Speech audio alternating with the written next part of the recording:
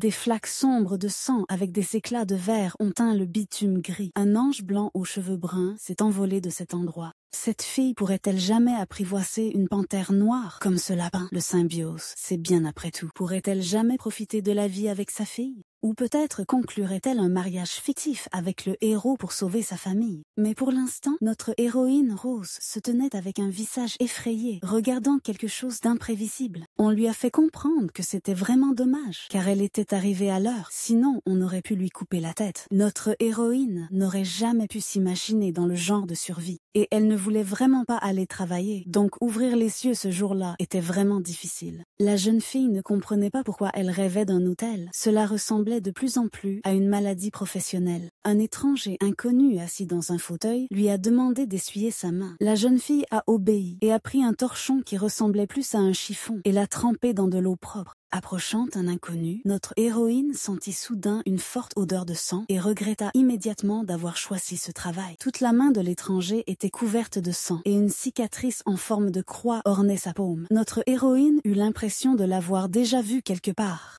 Le garçon assis dans le fauteuil lui sembla très beau. Il était clairement à son goût. Soudain, le gars s'est échauffé et lui a ordonné bruyamment de le lâcher. À ce moment-là, l'étranger a réussi à déplaire à Rose. Après que notre héroïne l'ait lâché et se soit éloignée de quelques mètres, il lui a ordonné de partir. Dès que la fille est sortie du salon de cet inconnu désagréable, elle a senti des regards surpris et effrayés posés sur elle. Ils criaient tous que Rose avait miraculeusement survécu. Une des servantes toucha notre héroïne en se réjouissant de son retour, mais celle-ci pensait toujours que tout cela n'était qu'un rêve. Même le vieux intendant aux cheveux blancs était étonné que Rose soit toujours en vie. Elle comprenait que les gens devant elle parlaient clairement dans un langage qui n'était pas coréen. Le souvenir suivant qui lui vint fut qu'elle était la fille du baron Estania. Ses parents sont décédés et elle travaille comme femme de chambre au palais du prince héritier. La fille ne comprenait pas ce qui se passait. Elle avait l'impression d'avoir reçu une décharge électrique. Rose a perdu connaissance et s'est réveillée l'instant d'après dans sa chambre devant le miroir. Elle ne pouvait pas se reconnaître. En plus, elle avait maintenant les cheveux roses. Et elle portait également une chemise en dentelle sur son corps qu'elle n'aurait jamais portée de sa vie. Elle a commencé à fouiller dans ses tiroirs en hâte, en dispersant des affaires et en essayant d'y trouver quelque chose. Elle avait l'impression de devenir folle et tout ce qui se passait autour d'elle semblait irréel. Soudain, elle vit un livre lumineux posé sur sa table. En touchant ce livre, notre héroïne comprit qu'il était vraiment inhabituel.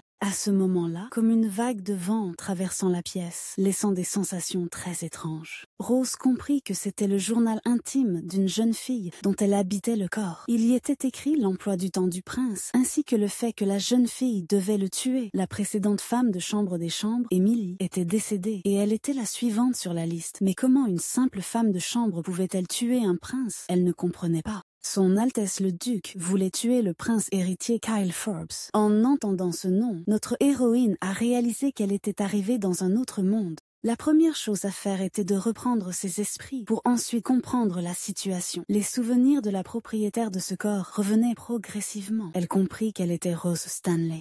Elle a également réalisé que l'endroit où elle se trouvait était un roman du genre tragédie dévastatrice qu'elle avait lu en dernier. Et Kyle Forrest est le tyran principal de ce roman. Notre héroïne ne pouvait pas se rappeler si quelqu'un nommé Rose apparaissait dans ce roman. Kyle Forrest, qu'elle connaissait, était un personnage qui tuait immédiatement les gens qui l'énervaient. Elle se demanda même si la fille n'était pas réellement morte et espérait vraiment que ce n'était pas le cas. Elle réalisa qu'avant tout, elle devait survivre ici. Kyle Forrest, selon le roman, devait bientôt monter sur le trône après avoir tué ses frères et sœurs, ce qui signifiait que le choix de quel côté prendre pour l'héroïne était déjà décidé. Elle prit à nouveau son journal et lut à quelle heure elle devrait se lever, puis relut l'emploi du temps du prince. Elle comprit qu'elle pourrait mémoriser cet emploi du temps en 10 minutes et décida d'essayer. Rose a décidé de ne pas s'agacer le héros principal et de rentrer chez elle le plus tôt possible. En premier lieu, notre héroïne s'est dirigée vers la cuisine, a regardé autour du coin et a remercié le cuisinier pour son travail. Pour sa part, il n'a pas compris ce qu'elle était venue faire ici. Elle a expliqué qu'elle était venue là pour prendre le petit déjeuner du prince héritier. Le cuisinier, quant à lui, avait déjà entendu dire qu'une certaine fille était devenue femme de chambre dans les appartements du prince héritier, mais il ne savait pas que c'était elle. Il a même souri en attrapant la fille sur le fait que sa tête était toujours en place. En parlant avec un homme cuisinier, le regard de la jeune fille a été attiré par la vaisselle de cuisine qui était tout tachée de quelque chose d'incompréhensible. Enfin, nos pensées ont été interrompues par le cuisinier lui-même, posant des questions. Elle lui a expliqué qu'elle avait besoin de connaître les noms des plats qu'elle allait servir au prince héritier. Le cuisinier, à son tour, a été simplement surpris qu'une femme de chambre ait besoin de connaître de telles informations. Enfin, l'homme a accepté et a énuméré les plats proposés. Il y avait des croissants, une omelette au fromage, une salade de roquettes et du jus. Mais l'homme a dit à notre héroïne qu'elle ne pourrait de toute façon rien retenir de tout cela. La jeune fille remercia le cuisinier et emmena le chariot avec le petit déjeuner dans les chambres du prince. Elle avançait avec le chariot dans le couloir, se demandant toujours comment ne pas importuner le prince. Il y avait cependant un mais, elle ne savait pas du tout comment appeler le prince héritier. La jeune fille a frappé à la porte et a crié fort pour demander si le prince était déjà debout. Il lui a demandé d'entrer et Rose se tenait déjà devant lui l'instant d'après. Le prince héritier était assis dans toute sa splendeur sur un grand et moelleux canapé. Il a indiqué l'heure et a expliqué que si elle était en retard d'1 minute de plus, il la priverait de sa tête. Selon le roman, Kyle Forrest était un tyran fou amoureux de l'héroïne principale.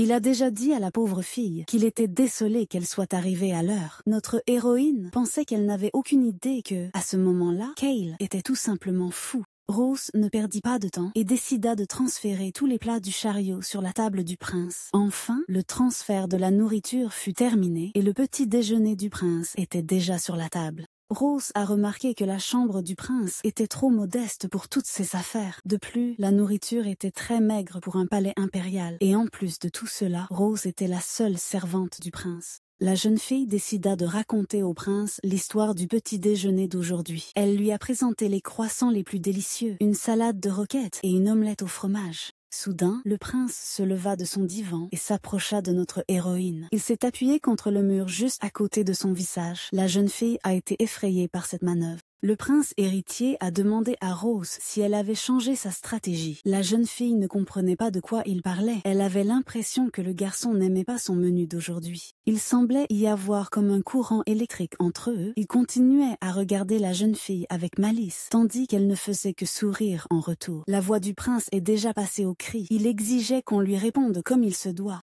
Notre héroïne ne comprenait toujours pas la nature de la situation. Elle lui a proposé de corriger tout ce qu'elle avait fait de travers. Enfin, il s'est retourné, a agité négligemment la main et est parti vers le fond de la pièce. La jeune fille, à son tour, lui a proposé de réparer ses vêtements s'il ne prévoyait pas de les porter aujourd'hui. Quand notre héroïne est partie, Kyle ne pouvait toujours pas comprendre ce qui lui arrivait.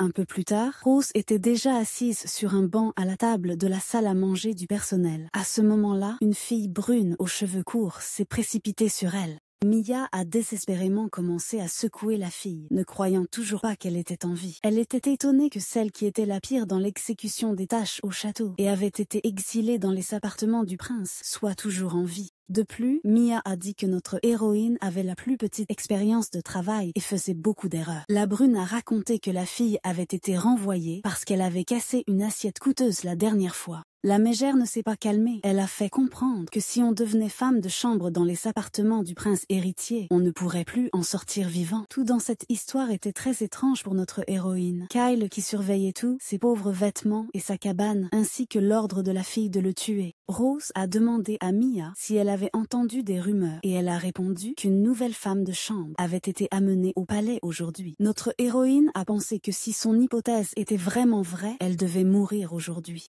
Elle a également avancé une autre hypothèse selon laquelle le prince ou le héros principal n'est pas un meurtrier impitoyable. Les femmes de chambre tuées dans ces appartements, si elles ont reçu un ordre similaire de tuer le prince, la raison de leur exécution est claire. À présent, dans ces appartements, il ne peut y avoir qu'une femme de chambre, soit l'assassin essayant d'éliminer le prince, soit la victime occupant cet endroit jusqu'à ce que l'assassin soit prêt. Et Rose Stanley, incapable de travailler, sembla être devenue la victime des menaces du duc. Pour que tout ce complot devienne possible, il est logique de supposer que la principale femme de chambre est en collusion avec le duc, ainsi que ce soit pour libérer de la place pour un nouveau meurtrier ou pour essayer de faire taire un témoin. Rose ne sera certainement pas laissée en vie. Mia remarqua le changement sur le visage de notre héroïne et se précipita pour lui demander si tout allait bien. Rien ne pouvait déjà être en ordre quand Rose est rentrée dans sa chambre et s'est effondrée sur le lit. Elle a réalisé à quel point c'était difficile pour elle. Elle ne comprenait pas s'il y avait même un sens à nettoyer seule une si grande chambre. Et c'est quand même une bonne chose que le seul travail de notre héroïne ici ait été cela et que tout le temps restant ait été libre. Notre héroïne devait simplement élaborer un plan et elle a attrapé son journal. Soudain, de nouvelles notes sont apparues dans le livre et la jeune fille a crié si fort que d'autres domestiques l'ont entendue dans le couloir. Rose, prise de peur, a jeté son journal à l'autre bout de la pièce et s'est blottie contre le mur. Peu de temps après, elle se trouvait dans la chambre du prince héritier en train de verser du thé. La jeune fille a brièvement réfléchi à la sécurité des feuilles qu'elle avait glissées dans le thé, mais n'a pas osé les goûter. Ici, elle a vu Ryan Crowley, le proche du héros principal et le commandant de l'ordre des chevaliers. Selon l'intrigue du roman, il devait trahir le héros principal en ayant une liaison avec l'héroïne principale. En d'autres termes, ce gars-là était aussi anormal. Ryan a rendu compte au prince qu'il avait obtenu les informations qui l'intéressaient. Selon les informations, l'empereur avait 4 enfants ayant le droit d'hériter du trône. Kael devait tuer 3 de ses frères et ensuite monter sur le trône. Étant donné les événements actuels, cela devrait se produire plus tard, mais il semble que sa première cible soit le 3e prince. Notre héroïne devait raccourcir la distance. Elle a informé le prince qu'elle avait préparé du thé noir à la vanille et du thé amaretto pour une petite collation. Au lieu du thé proposé, le prince héritier a demandé à notre héroïne d'accomplir une tâche. Elle devait se rendre au bout du couloir et trouver dans une pièce sombre le 3e tome de l'histoire impériale, puis l'apporter au prince. Peu de temps après, Rose marchait dans le couloir du château en pensant qu'à la place de Kayla, elle non plus n'aurait fait confiance à personne. Elle a enfin vu la longue et sombre extrémité du couloir. Notre héroïne avait un peu peur. Elle se sentait comme dans un film d'horreur. Elle s'est précipitée dans la bibliothèque et a commencé à chercher frénétiquement l'histoire de l'Empire. Enfin, la jeune fille trouva le livre et s'apprêtait à partir quand le vent souleva les rideaux. Notre héroïne fut secouée. Elle allait appeler le prince, mais pensa que ce ne pouvait pas être lui. De plus, le feu s'éteignit et la jeune fille se demanda s'il avait été éteint par le vent ou s'il y avait quelqu'un d'autre dans la pièce. Rose se souvenait encore des suppositions selon lesquelles elle pourrait mourir aujourd'hui. Mais si elle était tuée, les traces mèneraient forcément à la maîtresse de chambre.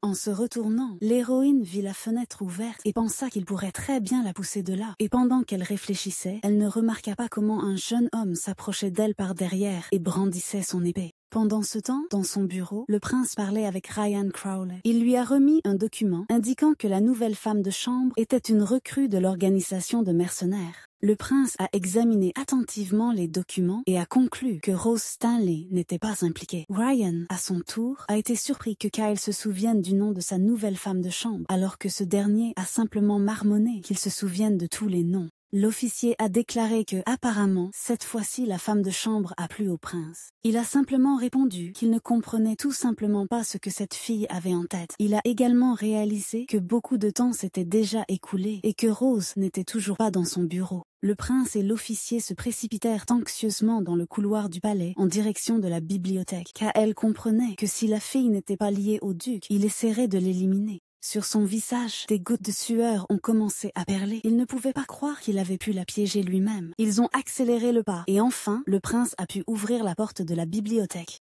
Là-bas, Rose Stanley criait déjà à tue-tête. Le prince et l'officier étaient stupéfaits par le comportement de la jeune fille et ne pouvaient croire à leurs oreilles et à leurs yeux. Auparavant, alors que Rose se tenait avec un livre sur l'histoire de l'Empire, elle sentit une main s'approcher dans son dos. Se retournant, elle pulvérisa immédiatement le flacon de poison dans les yeux de l'agresseur. Le jeune homme se recroquevilla et ferma les yeux de douleur. Ils devinrent instantanément rouges. Il criait à la jeune fille. Comment osait-elle l'attaquer en retour et agita son épée. Mais la lame de l'épée atterrit directement sur le livre que Rose tenait. Le livre se brisa immédiatement en deux. L'attaquant tenait toujours les yeux fermés à cause de la douleur et ne comprenait pas ce qui lui avait été jeté. Puis, aveuglément, il se remit à brandir son épée. Enfin, Rose sourit et avoua qu'elle avait jeté du poison sur l'attaquant. Elle a dit au jeune homme que c'était du poisson transmis par le duc. La jeune fille s'est précipitée vers la table, a attrapé un vase et l'a frappé sur la tête de l'agresseur. Le jeune homme est tombé impuissant et s'est étalé par terre, ne faisant que gémir.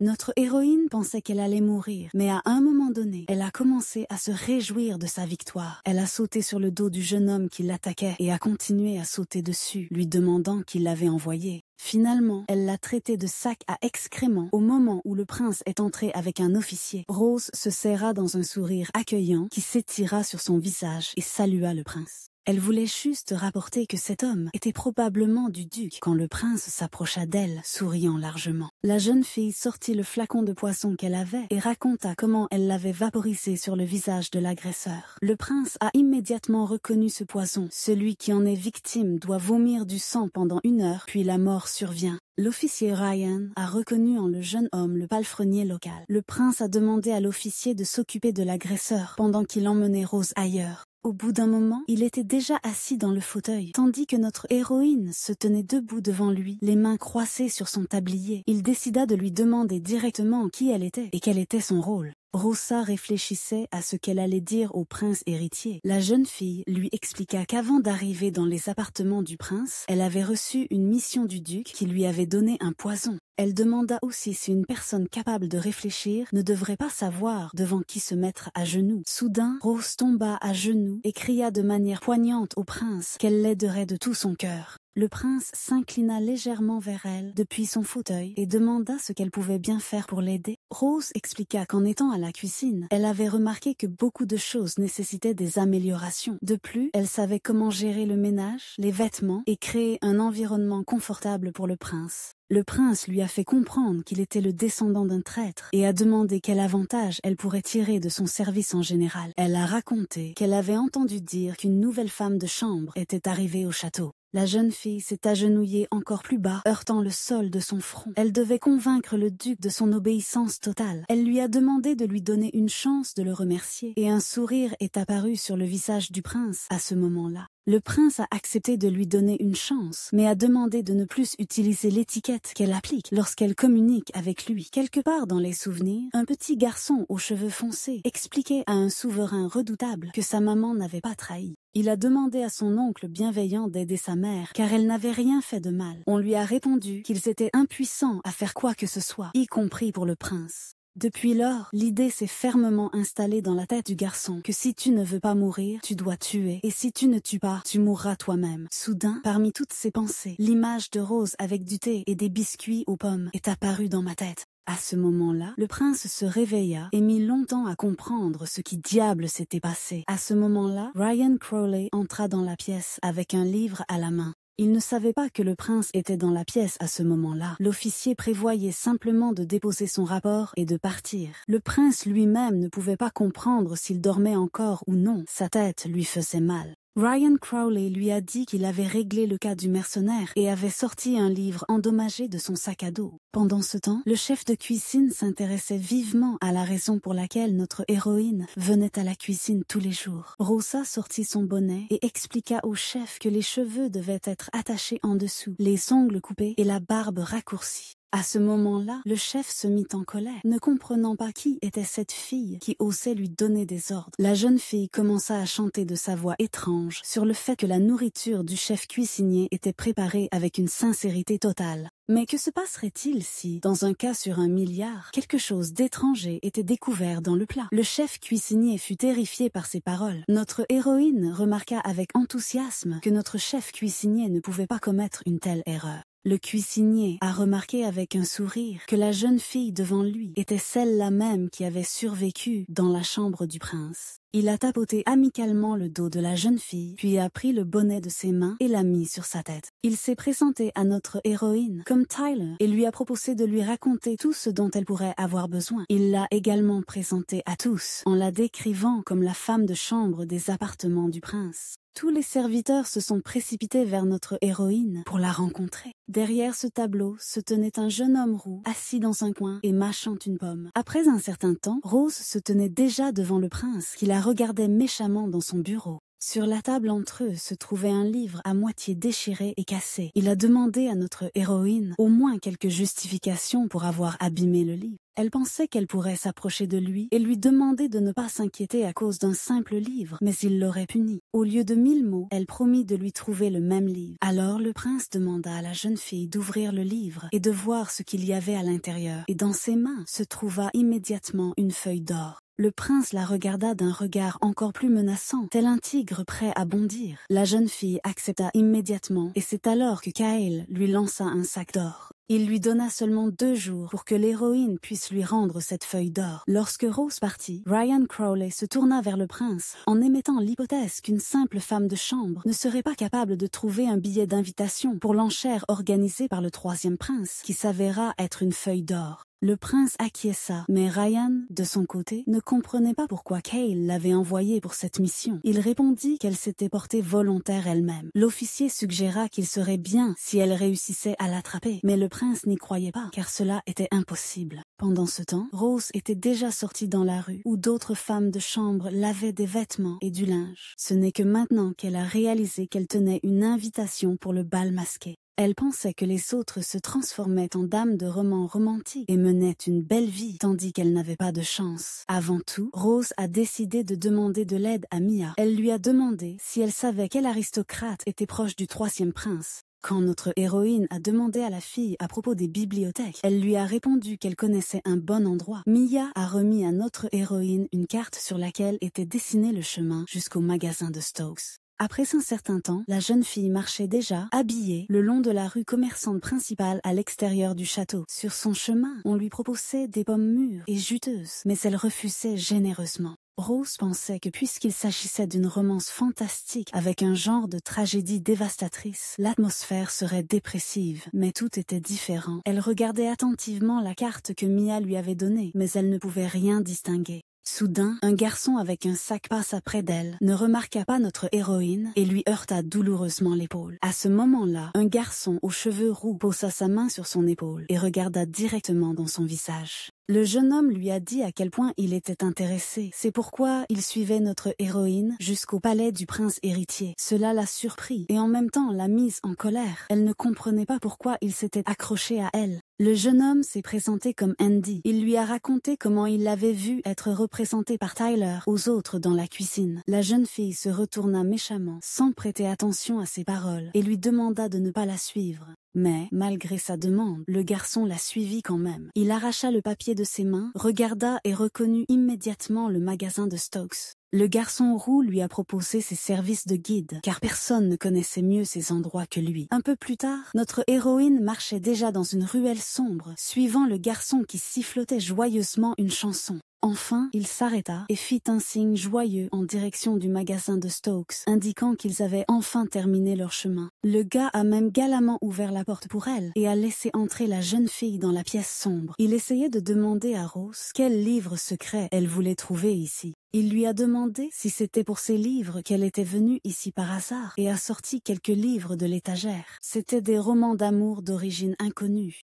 L'héroïne fut stupéfaite. Le rouquin expliqua qu'il ne connaissait pas ses préférences, mais qu'il serait heureux de trouver quelque chose qui lui convienne. La jeune fille demanda si, en plus des livres, on vendait ici de l'information. Il lui a fait comprendre une fois de plus qu'il n'y a personne de mieux que lui, ni ici, ni au château. Andy a entraîné Rose par la main le long du long couloir entre les étagères de livres. Enfin, le garçon a écarté le rideau au bout du couloir et a appelé son grand-père. Pendant ce temps, le vieil homme avec une casquette examinait quelque chose à la loupe. Son grand-père lui a fait comprendre qu'il ne travaille pas avec les débutants et lui a demandé de partir. Notre héroïne ne s'est pas démontée. Elle a sorti un sac de son sac et l'a placé devant les yeux du grand-père. En s'asseyant sur une chaise, elle lui a proposé de vérifier si elle était une débutante ou non. Le vieil homme a été surpris en voyant une telle quantité d'argent dans le sac. Mais à ce moment-là, le vieil homme à la barbe rousse éclata soudain de rire à gorge déployée. Il s'intéressa soudain à ce qui intéressait la femme de chambre des appartements du prince. Rose, de son côté, éclata nerveusement de rire et se couvrit de sueur, incapable de comprendre comment elle avait été démasquée si rapidement. Le vieil homme lui répondit que ce n'était pas si difficile, qu'elle avait une couleur de cheveux rare, des vêtements chers et une broche du palais du prince. Le grand-père a raconté que, selon les rumeurs, le prince a récemment changé de femme de chambre. Cette fois-ci, il en est satisfait. Rose a remarqué que l'homme était très capable. Elle était curieuse de savoir combien il en savait sur la famille impériale. Il a de nouveau demandé ce dont elle avait besoin à cet endroit. Notre héroïne a demandé si le vieil homme travaillait avec des objets. Celui-ci a répondu à son tour que tout dépendait de l'objet. Elle a expliqué qu'elle avait grand besoin d'une invitation au bal masqué, ainsi que de découvrir le plus grand secret du duc. Rose demanda si son grand-père aurait suffisamment de temps pour trouver des informations en une journée, ce qui le mit en colère à son tour. Finalement, elle lui donna 3 pièces et ils conclurent un accord. Lorsque notre héroïne et Andy sortirent de la maison, il lui demanda d'où elle savait que le tarif de base pour une requête était de 3 pièces. Elle lui expliqua qu'elle avait compris cela seulement parce que le vieil homme, en comptant les pièces, s'était arrêté à la 3e. Le garçon était clairement surpris. Il rit bruyamment et qualifia notre héroïne de très amusante. Andy suggéra à voix haute qu'il faudrait encore observer Rose, qui à son tour le traita de fou. Après un certain temps, déjà la nuit, notre héroïne était assise sur le lit, croisant les bras et soupirant bruyamment. La jeune fille avait enfin terminé sa préparation morale et s'était précipitée vers son journal intime qui était devant elle. Elle avait lu dans le livre que Monsieur Stokes, qui faisait du commerce de livres interdits, était en réalité un marchand d'informations. Le journal a également rapporté que Monsieur Miles était un commerçant d'herbes. Le journal a rapporté que Monsieur Miles avait donné à l'ancienne Rose une boîte d'herbes de Vicent et lui avait appris à détecter le poison. Suivant les instructions du livre, la jeune fille a regardé dans le tiroir du bureau et y a découvert le fameux Vicent. L'herbe était là en abondance, complètement nouvelle, fraîche et efficace. Notre héroïne pensait justement qu'il serait bien d'avoir la capacité de reconnaître le poison. Elle voulait demander au journal de la renvoyer chez elle, mais rien ne s'est passé. L'héroïne comprenait qu'elle ne devait pas se laisser abattre. La jeune fille s'est remontée le moral, a tendu les bras vers le haut et a décidé d'avancer. Le lendemain matin, notre femme de chambre a été approchée par un garçon facteur qui lui a remis un paquet. Il indiquait que le duc avait placé une garde auprès d'une jeune fille très semblable à lui-même. Elle s'appelle Cindre. La jeune fille a réalisé que le vieil homme avait dépassé toutes ses attentes. Elle a écrit au vieil homme en lui disant qu'elle joignait la somme promise à la lettre, car il devait obtenir une invitation pour le bal masqué. Rose a renvoyé le garçon messager et s'est réjouie de la facilité avec laquelle tout se passait pour elle. Après un certain temps, lorsque la 2e tâche fut accomplie, elle se dépêcha dans le bureau du prince pour lui remettre l'invitation. Le prince, quant à lui, ne sembla même pas surpris. Mais alors, la jeune fille dit qu'elle avait même 3 invitations. Kael lui expliqua qu'il s'agissait d'une invitation à une vente aux enchères organisée par le 3e prince. Après la visite de notre héroïne au prince, Ryan s'est empressé de rapporter qu'il n'avait pas pu confirmer des liens ou des contacts particuliers. Mais le prince ne pouvait pas comprendre comment une simple femme de chambre avait pu obtenir une invitation à la soirée de la famille impériale. Le jeune homme savait mieux que quiconque jusqu'où pouvait aller une personne acculée dans un coin. Si Rose suivait l'exemple du prince, sans craindre les moyens pour sa propre survie, cette information le réjouissait. Il a appelé Rose à lui et lui a expliqué qu'elle irait avec lui le jour de l'événement. Notre héroïne était en panique. Elle ne comprenait pas pourquoi c'était à elle d'aller avec lui et où était sa prime pour les heures supplémentaires. Au lieu de nombreuses pensées, elle a simplement acquiescé. Bien qu'elle ne comprenait toujours pas ce qu'elle devait porter et ce qu'il fallait faire là-bas. Ryan a fait remarquer à monsieur que cette fois-ci, il semble que la femme de chambre lui ait plu, mais le prince a protesté. Le prince ne voulait plus retenir notre héroïne. Il décida de la surveiller et la laissa sortir de son bureau. Notre héroïne ne put résister et fit un geste obscène en direction de la porte du prince. Toute cette situation et son caractère ne lui convenaient pas. Le moment d'après, l'héroïne suppliait déjà son Andy de lui prêter ses vêtements. Il, à son tour, ne comprenait pas du tout pourquoi elle avait besoin de ces vêtements, qui ne lui iraient probablement pas, mais a quand même accepté. Le lendemain, notre héroïne vit le prince déjà élégamment habillé. Il tourna la tête et enfin posa son regard sur elle. Il n'a pas aimé le costume de la fille qui ressemblait à Angie, et elle lui a expliqué qu'elle irait au bal en tant que sa servante. Soudain, le prince s'est levé et s'est dirigé vers son armoire. Il en sortit une magnifique robe rouge avec des roses brodées. Le prince lui a donné et lui a ordonné de porter pour être son partenaire au bal. Il lui a ordonné de sortir du palais et de se rendre à 6 heures au toit bleu devant le temple. Après bien des efforts, notre héroïne s'est enfin habillée et avait l'air tout simplement magnifique. La fille a réalisé qu'elle ne s'était pas maquillée et s'est précipitée pour chercher du maquillage dans ses tiroirs. Finalement, elle s'est affaiblie, est tombée par terre et a réalisé qu'il n'y avait pas de maquillage dans ce monde. Rose était tellement en colère qu'elle lui a crié de nouveau de la ramener chez elle, ou au moins de l'aider à éviter la fête. Elle a demandé son journal intime, afin que s'il ne peut pas la ramener chez elle, qu'il lui fournisse au moins une trousse de maquillage. Soudain, le journal intime s'est illuminé, et la jeune fille qui s'en est approchée a commencé à feuilleter désespérément les pages. Il était dit que la trousse de maquillage avait été cachée par l'ancienne Rose sur l'étagère du vieux placard, et finalement, la jeune fille l'a effectivement trouvée là. Dans la trousse de maquillage, il y avait tout ce qu'il fallait, des pinceaux, du rouge à lèvres, même de la poudre. Le contenu était exactement le même. Soudain, notre héroïne réalisa que le journal lui fournirait tout ce dont elle avait besoin dans ce monde. La jeune fille voulait savoir si elle était morte dans le monde réel, et quand le journal resta silencieux, elle le jeta avec colère. S'asseyant à la table, Rose commença enfin à se maquiller, appliquant de la poudre et du rouge à lèvres sur son visage. Après un certain temps, lorsque la jeune fille eut fini de se maquiller, elle courut vers les buissons, et lorsque le carrosse avec le prince arriva, elle sortit pour le rejoindre. Ils s'étaient assis l'un en face de l'autre dans le carrosse, et se turent pendant un certain temps. Le prince a été surpris de voir à quelle vitesse elle s'est préparée, et elle a expliqué à son tour qu'elle ne pouvait pas être en retard. Le jeune homme lui tendit un masque et lui ordonna de l'utiliser pour le bal masqué. La jeune fille a mis le masque et le prince lui a conseillé de se protéger car ils sont en conflit depuis longtemps. Lorsque le carrosse est arrivé au palais, le prince et le serviteur ont aidé Rose à descendre du carrosse. Soudain, le prince a tendu les doigts vers la fermeture du manteau de la jeune fille et l'a détaché. Le manteau s'est retrouvé instantanément par terre. Enfin, le prince a pu apprécier à quel point notre héroïne était magnifique dans cette robe. Il s'inclina et embrassa la jeune fille sur la main, la troublant beaucoup. Notre héroïne ne comprenait pas ce qu'il faisait, et le prince, à son tour, se pencha vers l'oreille de la jeune fille et murmura qu'il espérait qu'elle comprenait dans quel rôle elle était venue à ce bal.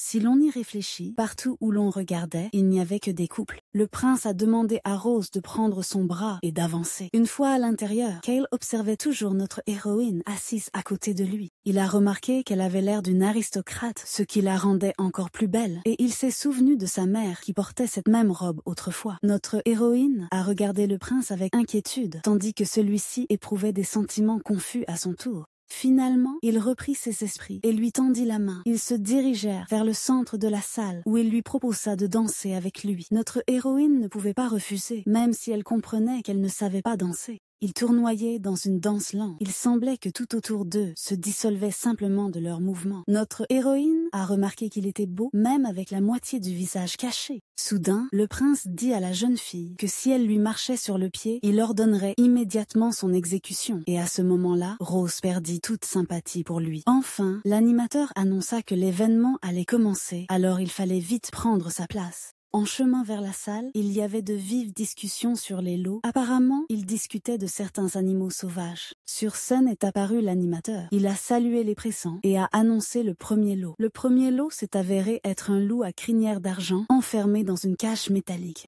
Notre héroïne n'a pas aimé cette idée. Elle n'était pas satisfaite que les animaux souffrent et restent enchaînés dans des cages. Elle demanda au prince si l'enchère se terminerait si tous les lots étaient rachetés. Le prince, à son tour, prit doucement la main de la jeune fille et lui fit comprendre qu'il ne pouvait pas acheter tous les lots, mais qu'il était prêt à acquérir le lot le plus précieux de tous. Notre héroïne fut troublée intérieurement. Elle comprit que le plus important à ce moment-là était de jouer son rôle et non pas d'exiger quelque chose du prince. Elle a fait une moue adorable en plissant les lèvres et a demandé au prince si le lot le plus précieux était cher. Le prince a relevé le menton de notre héroïne avec ses doigts et s'est penché légèrement vers elle en disant qu'il n'y avait rien qu'il ne puisse faire pour elle. Puis l'héritier s'est lentement penché vers ses lèvres. Notre héroïne est restée figée en attente, les yeux grands ouverts. Au moment suivant, la jeune fille ferma les yeux et le prince l'embrassa sur la joue. Lorsqu'il se recula enfin, il déclara qu'à leur retour, il serait prêt à faire encore plus pour elle, et la nomma son amour. Le prince demanda à la jeune fille pourquoi elle avait l'air comme si elle était de nouveau amoureuse de lui. L'héroïne resta stupéfaite et ne savait pas quoi dire. À ce moment-là, le dernier lot fut annoncé sur scène, un cerf en argent provenant de la chaîne de montagne de Hamel.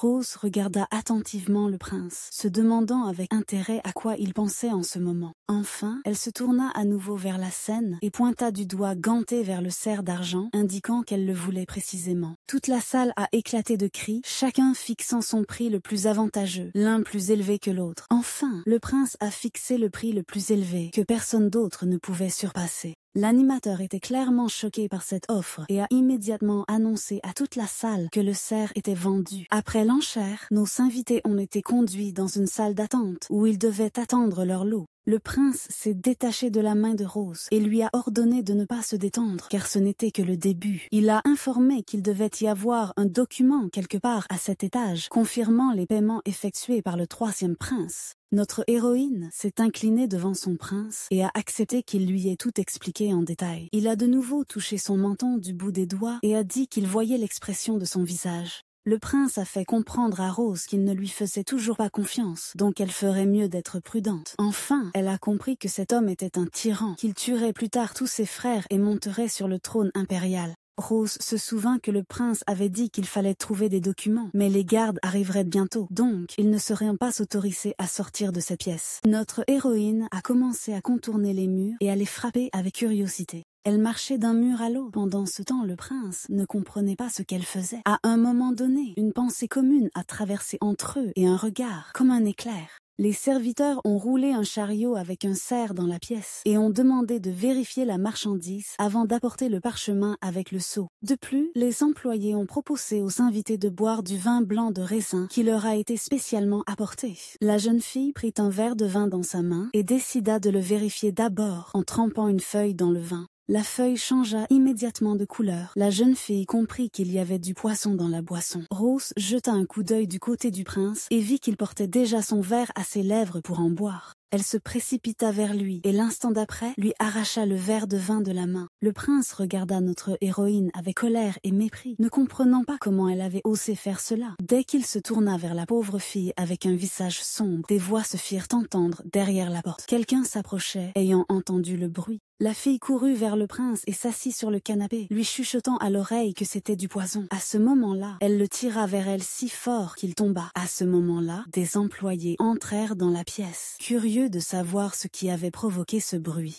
Tout ce qu'ils ont vu, c'est le prince allongé sur sa dame sur le canapé. Ils regardaient tous les deux étonnés les employés. Les employés ont réalisé toute la situation paradoxale, se sont excusés et ont quitté précipitamment la pièce. Rose et Kael savaient de bien qu'ils reviendraient bientôt et qu'il fallait se dépêcher. À ce moment-là, des employés se dirigeaient déjà vers cette pièce dans le couloir. Le prince était prêt à ce moment-là, et dès qu'un des soldats ouvrit la porte pour attaquer, Kael brandit son épée. L'héritier se tourna vers notre héroïne et lui demanda de s'occuper de l'endroit qu'elle avait trouvé dans le mur. L'héroïne ne savait pas comment ouvrir cet endroit caché, alors elle s'est simplement approchée et a donné un coup de pied dans le mur. Finalement, le mur céda et un petit passage secret s'ouvrit devant l'héroïne. Roussa s'approche du cerf et l'attire avec elle, craignant qu'il ne meure s'il restait. Au moment suivant, le cerf se transforma en un beau jeune homme elfe aux cheveux clairs. Le prince, retenant de toutes ses forces la foule, criait à la jeune fille de se dépêcher de se cacher dans le passage. Au dernier moment, ils se précipitèrent ensemble dans un passage secret dans le mur et arrivèrent dans une pièce remplie de livres. L'elfe a apposé un sceau magique sur la porte pour l'empêcher d'être ouverte pendant un certain temps.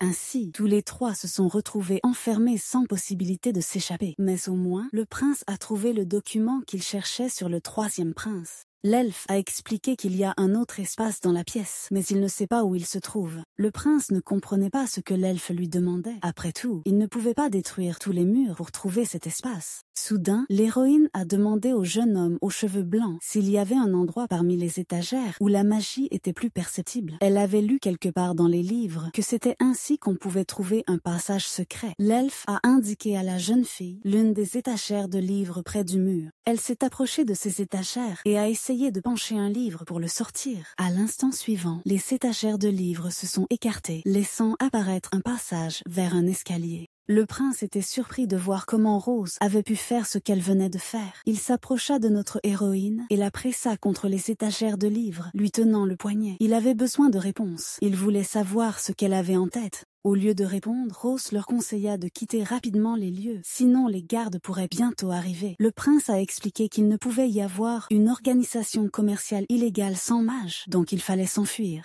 Notre héroïne a attrapé l'elfe par la main et l'a entraîné dans le couloir. Les voyageurs montaient rapidement un escalier en colimaçon, mais en bas, les gardes les rattrapaient déjà. Les gardes du 3e prince ont commencé à tirer à l'arc et les flèches ont plu sur le prince, Rose et l'elfe. L'héritier a rapidement repoussé la première attaque, blessant le garde et le repoussant en arrière vers les autres. Pendant ce temps, l'elfe a posé sa main sur l'épaule de la jeune fille et a souri. En un instant, il s'envola dans les airs et se retourna sous de puissants courants d'air. Il visa l'arc transformé dans ses mains avec des flèches et les décocha sur les gardes. L'arc tirait plusieurs flèches dans différentes directions à la fois. Le prince a annoncé que la sortie était proche et qu'il devait se dépêcher. Mais il n'avait pas pris en compte le fait qu'un des gardes avait été manqué. Celui-ci s'était maintenant agenouillé sur l'escalier et avait déjà pointé son arc avec une flèche sur le prince. Le prince venait juste de se retourner et d'entendre le cri perçant de Rose. Il a remarqué comment la jeune fille s'était précipitée devant lui et avait attrapé la flèche de sa poitrine à la place du prince. De trop d'émotion, l'héritier lui a crié qu'elle avait complètement perdu la tête. Les yeux de notre héroïne se fermaient déjà et elle aperçut le silhouette d'une fille aux longs cheveux bruns. Cette fille s'est penchée dans les airs au-dessus de Rose, ensanglantée, et a fait comprendre à celle-ci qu'elle n'avait pas d'autre choix. Peu de temps après, la conscience de notre héroïne commença lentement à s'éclaircir et elle était prête à entr'ouvrir les yeux. Lorsqu'elle les ouvrit enfin, elle réalisa qu'elle n'était pas du tout chez elle, mais bien dans le même roman. Étonnamment, son épaule ne lui faisait pas aussi mal qu'on aurait pu le penser, même si une flèche venait tout juste de s'y loger.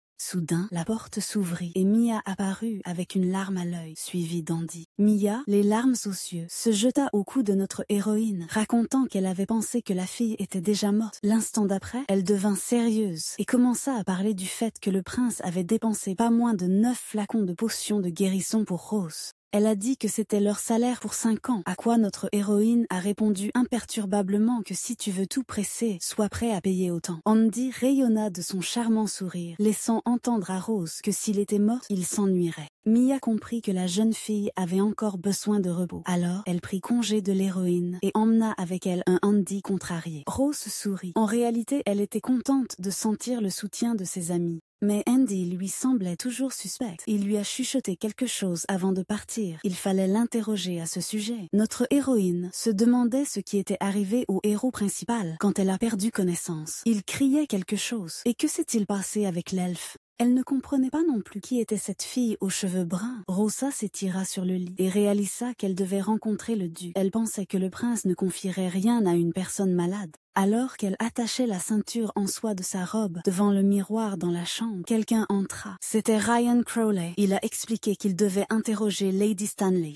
Ensuite, le gars a ouvert l'un des tiroirs de la pièce. L'héroïne s'est précipitée vers Ryan, se demandant ce qu'il se permettait. L'attention de l'officier a été attirée par le livre qui se trouvait sur la table, à peine recouvert d'un mouchoir. Il a pris le livre avec intérêt et l'a ouvert, mais heureusement pour notre héroïne, ses pages étaient complètement vides. L'héroïne a été choquée par ce qu'elle a vu. Elle ne s'attendait pas à ce que les inscriptions disparaissent. Ryan Crowley a attrapé la fille par le coude et l'a forcée à avancer avec lui. Ils sont descendus dans le donjon de torture et se sont assis à une table en bois. Les mains de l'héroïne étaient attachées avec une corde. Revenant à des événements antérieurs, sur cet escalier en colimaçon, le prince a arraché la flèche du cœur de notre héroïne et l'a supplié de se réveiller. Pendant ce temps, l'elfe s'est levé et a dit au prince de la prendre et de partir, car des gens approchent. Le prince a entendu beaucoup de gens monter les escaliers vers lui. C'était Ryan et ses hommes. Il s'est mis en colère et a ordonné à son officier de tuer tout le monde ici et de ne laisser personne en vie.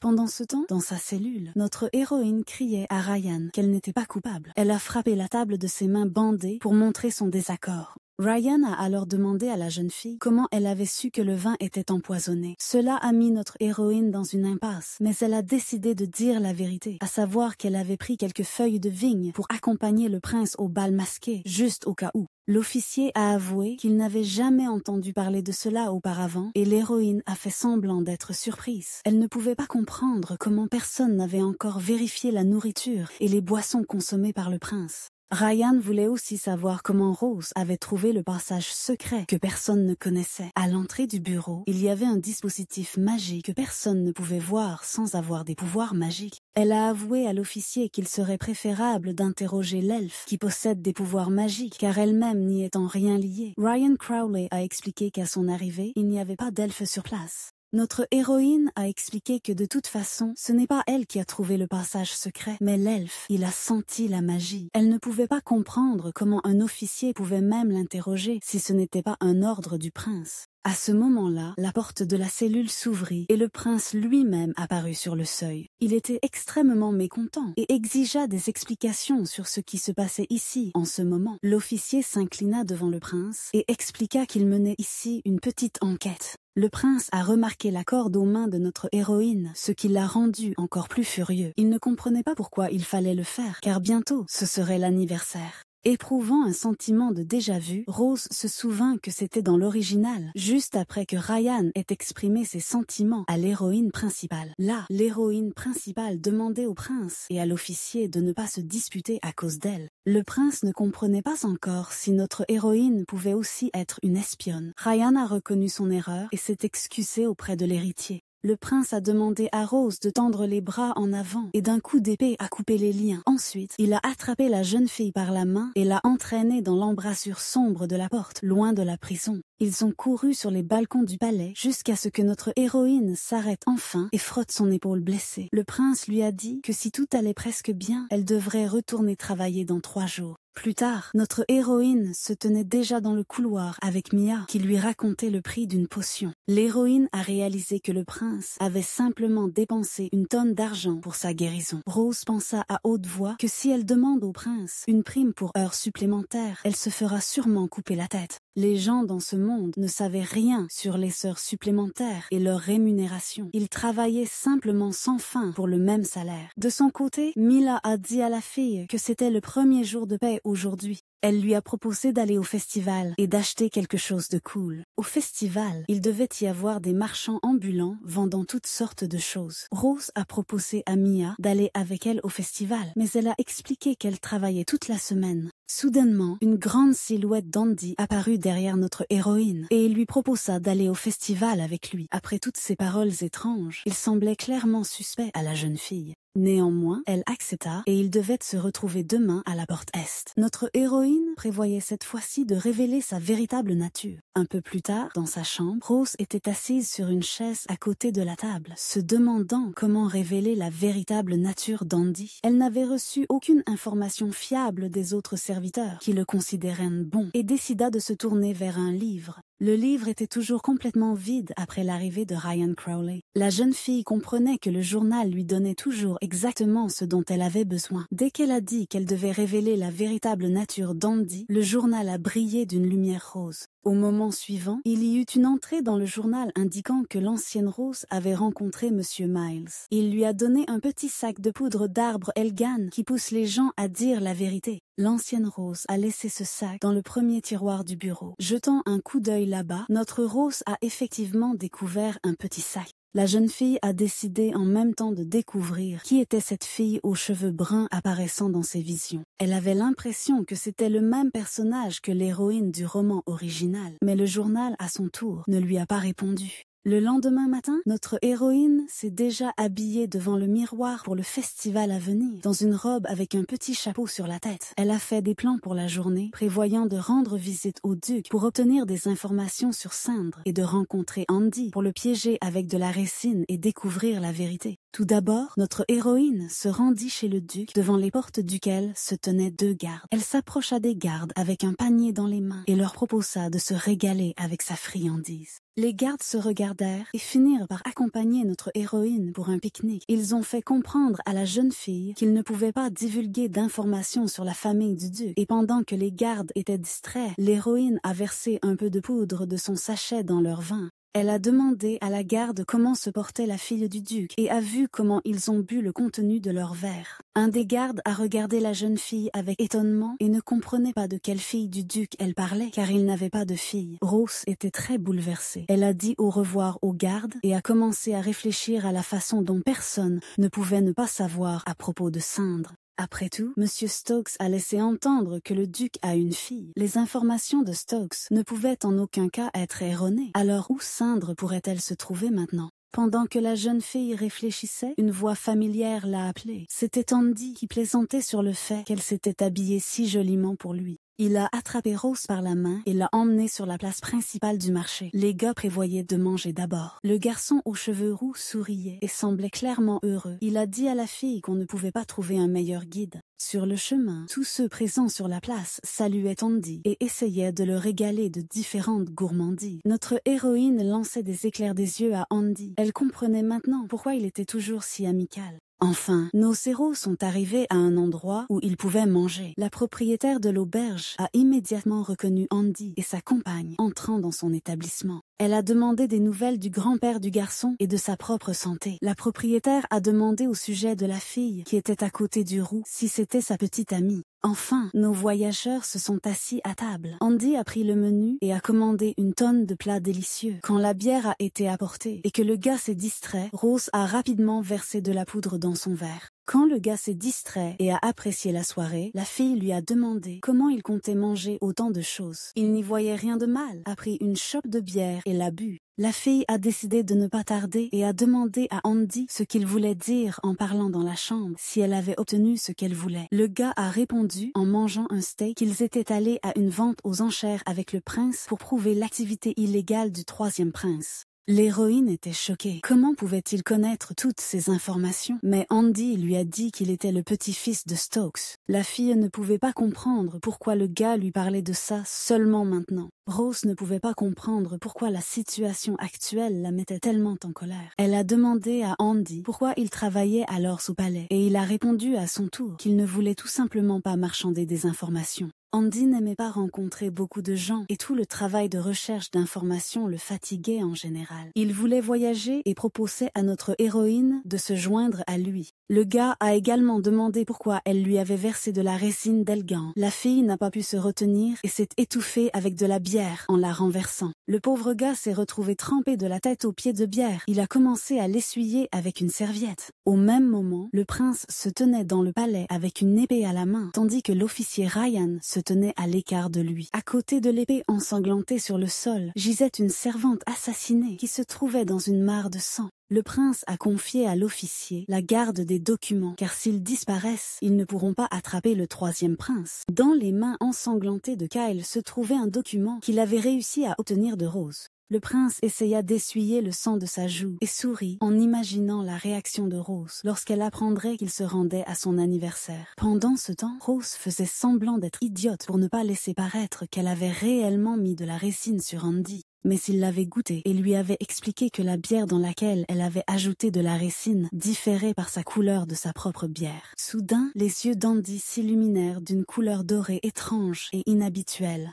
Et il a dit que c'était juste pour s'amuser. C'est pourquoi il a bu tout le contenu, même s'il le savait. Andy se demandait où notre héroïne avait réussi à obtenir de la résine de cet arbre. Peut-être dans un endroit secret. Mais Rose n'a pas osé lui révéler ses secrets, alors ils se sont tous les deux mis à manger, jusqu'à ce que tout soit complètement refroidi. Une fois le repas terminé, les voyageurs ont dit au revoir à la propriétaire de l'établissement et sont sortis dans la rue. Les lampadaires étaient déjà allumés et notre héroïne a réalisé qu'il fallait corriger toute la situation d'une manière ou d'une autre. Elle a appelé Andy et en larmes a commencé à lui demander pardon pour son comportement. Les gens présents sur la place les regardaient pendant qu'elle continuait à sangloter de manière feinte. Enfin, Andy a dit qu'il n'était pas en colère contre elle et qu'il pardonne car elle ne le trompera plus. L'héroïne a senti son regard changer pendant une seconde et elle a eu des frissons. Andy lui a fait comprendre qu'il devait acheter quelques fruits, donc il la laisserait seule pour un moment. Le gosse est retourné et a couru vers le magasin, tandis qu'elle est restée là à le regarder partir. À ce moment-là, une fille est passée près de Rose et l'a légèrement heurtée à l'épaule. Le capuchon de la fille s'est renversé et l'héroïne l'a reconnue. C'était Cindre, mais Rose n'a pas eu le temps de la poursuivre car elle avait déjà disparu dans la foule.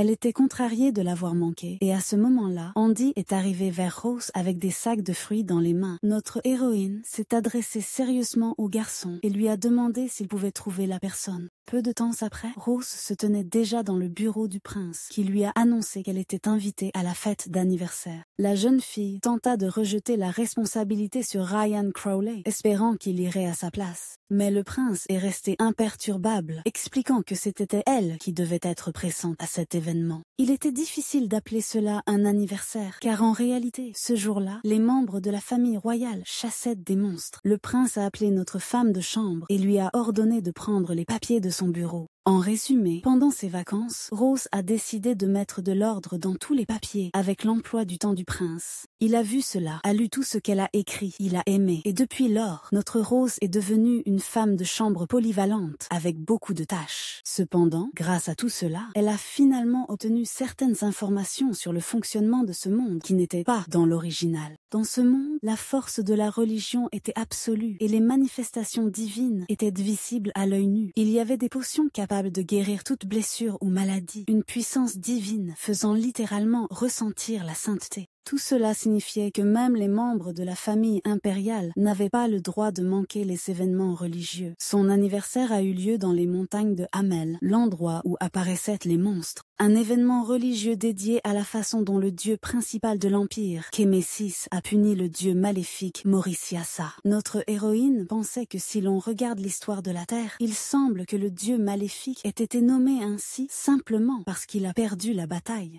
Avant que Moricias ne soit scellé dans la terre, il a jeté une malédiction sur elle. Et c'est à cause de cette malédiction que chaque année, à l'approche de son anniversaire, la chaîne de montagnes de Hémel est infestée de monstres bien plus qu'à l'ordinaire. Pendant ce temps, les membres de la famille impériale deviennent les courageux élus de Dieu, chargés de chasser les monstres. Notre fille a réalisé que les choses allaient mal et a décidé de révéler que quelqu'un d'aussi impuissant que lui ne ferait que gêner cet événement. Elle a demandé au prince de comprendre sa situation et lui a fait une profonde révérence. Le prince se fâcha. Il était terriblement agacé par sa manière sucrée et par ce protocole. Il ne comprenait pas d'où elle avait bien pu apprendre tout cela. L'héroïne a été prise de sueur froide et a dit au prince qu'elle l'avait entendu de la part de la personne dans la boîte, ce à quoi le prince a demandé si elle voulait mourir. Le lendemain, notre héroïne sortait déjà d'un magnifique carrosse dans une somptueuse robe blanche. Elle a été accueillie par le prince et tous deux sont entrés dans le palais. L'intérieur était très spacieux. Elle a vu deux jeunes gens debout à proximité, discutant vivement de quelque chose.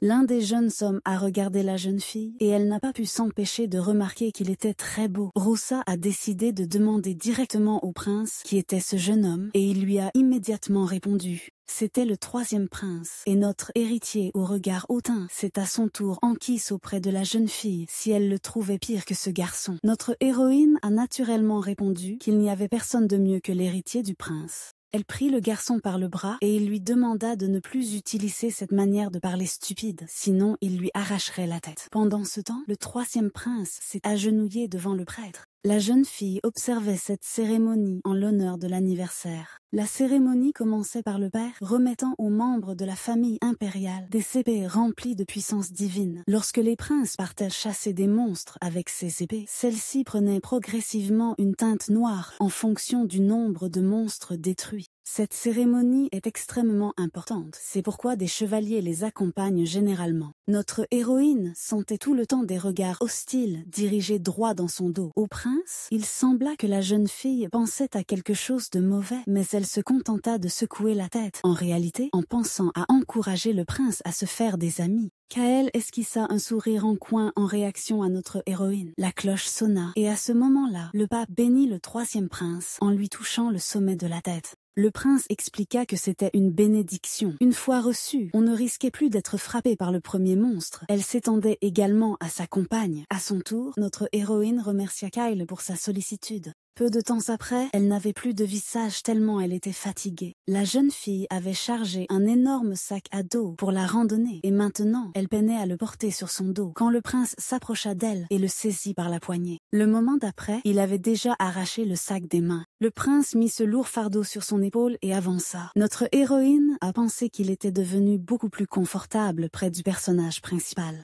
L'actuel Kael n'était pas si terrible pour être appelé un tyran fou. Dans le roman, il a personnellement tué ses frères et s'est élevé sur le trône impérial trempé de sang. Et aussi, le prince du roman a enfermé l'héroïne principale dont il est tombé amoureux au premier regard et lui a brisé la vie. Et même son seul ami proche, qui était autrefois de son côté et a trahi par compassion et amour pour l'héroïne principale. Il l'a tué de ses propres mains. Notre héroïne a interpellé le prince qui marchait devant elle avec un sac à dos sur les épaules. Il ne s'est pas retourné, mais s'est simplement accroupi et a examiné de drôles de traces sur le sol. Le prince a expliqué qu'il s'agissait de gobelins que notre héroïne n'avait jamais rencontrés. Il lui prit la main et expliqua qu'il n'y avait rien de spécial chez les gobelins, à moins que ce ne soit le chef. Enfin, les voyageurs s'arrêtèrent devant une grotte profonde et sombre. Le prince a expliqué qu'il devait faire une pause là-bas, mais l'héroïne avait très peur d'entrer à l'intérieur. Elle se souvenait que la seule créature monstrueuse avec laquelle elle avait eu affaire était Jojik, le chat de rue.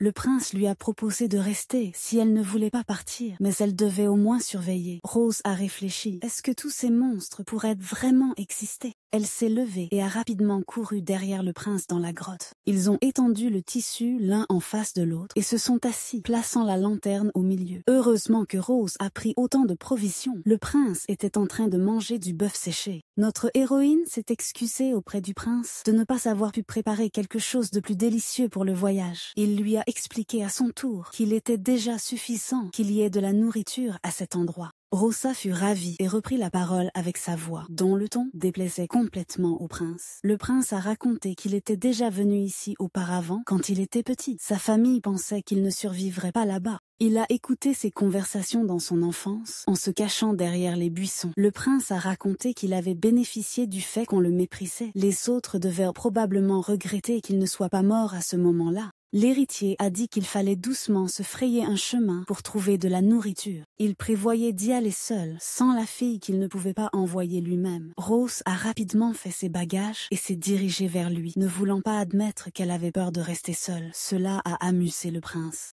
Et Prince a demandé à la fille de se dépêcher. Sortant de la grotte, notre héroïne vit à quel point l'aube était belle. Tout autour était baigné dans une lumière dorée. L'attention du prince fut attirée par quelque chose sur le sol, jeté des buissons lointains. C'était un morceau de quelque chose, mais l'héritier le rejeta sans réfléchir. À ce moment-là, une foule de gobelins est sortie des buissons vers la clairière. Notre héroïne a été très effrayée par ce spectacle. Elle s'est cachée derrière le dos du prince. Mais les gobelins ne sont pas venus seuls. Bientôt leur chef lui-même est apparu, énorme et féroce. Le prince a crié à notre héroïne de lui céder le passage et de ne pas gêner. Un énorme bloc vert se précipitait sur les voyageurs et Rose ne pouvait pas croire que tout cela puisse se produire dans un conte de fées romantique. Mais il ne s'est pas écoulé 10 minutes avant que le prince ne terrasse le chef et ne s'assoie maintenant sur lui, un genou sur sa poitrine, en enfonçant son épée dans sa tête. Notre héroïne ne cessait d'admirer l'agilité du prince et sa capacité à manier l'épée. De nouveau, une foule de gobelins armés d'épées et de poignards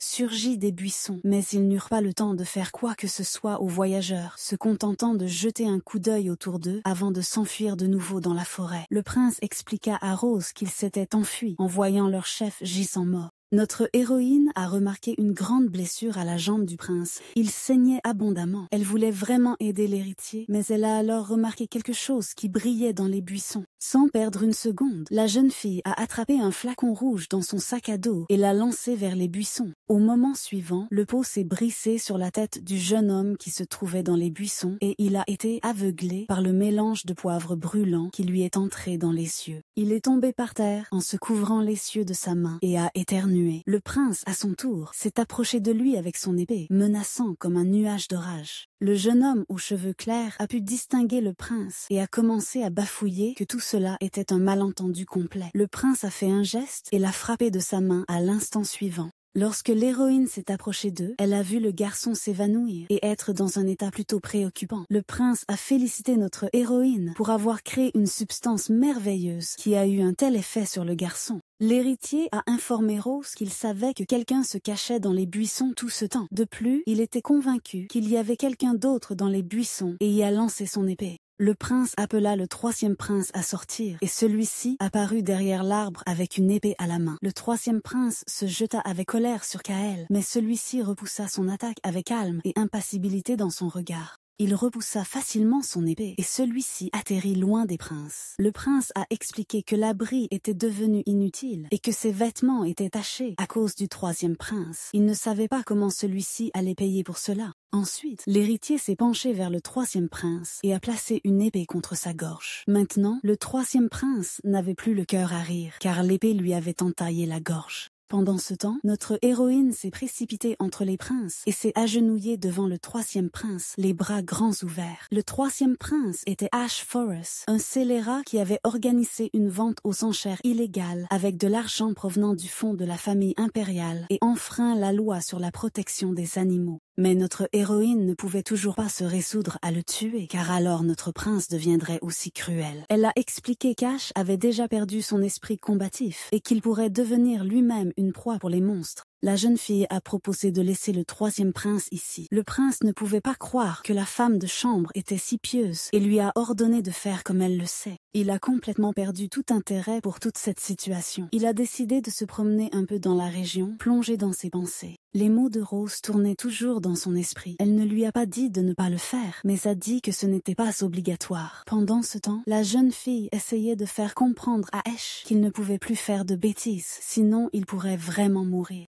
À son tour, il a demandé à notre héroïne comment elle s'appelait. Ash a fait savoir qu'il se souvenait de ses actions et qu'il allait certainement un jour rembourser sa dette. Mais ils ont dû parler brièvement, car bientôt des bruits de pas se firent entendre à proximité. Soudain, des plantes étranges émergèrent des buissons, poussant jusqu'à une grande hauteur. Le prince coupa les tiges épineuses et courut vers le jeune homme aux cheveux clairs pour savoir ce qu'il avait encore fait. Il a fait comprendre au prince qu'il n'avait rien fait et a raconté comment le deuxième prince marchait dans la forêt avec des cornes de taureau. Le prince s'est immédiatement tourné vers notre héroïne et a dit qu'il devait partir de cet endroit immédiatement. Ash, à son tour, observait les voyageurs s'éloigner et a dit au jeune homme aux cheveux clairs qu'il était temps pour eux aussi de partir. Au-dessus de la forêt, la nuit était déjà tombée et les monstres continuaient d'attaquer. Le prince les abattait un par un et Rose et Kyle comprenaient que ces créatures ne finiraient jamais. Le prince pensait que le deuxième prince avait finalement accompli le rituel pour réveiller le dieu. Les cornes de taureau sont le symbole du dieu des ténèbres Mauricias. Le rituel effectué avec elle a déchaîné les monstres. L'héritier a raconté que, bien qu'il soit prince héritier, il est entouré de ceux qui ne désirent que sa mort. Le prince s'est tourné vers notre héroïne et lui a dit qu'elle s'était creusé sa propre tombe en se liant à lui et lui a demandé si elle le regrettait. La jeune fille a immédiatement essayé de changer de sujet et a informé qu'il fallait allumer un feu.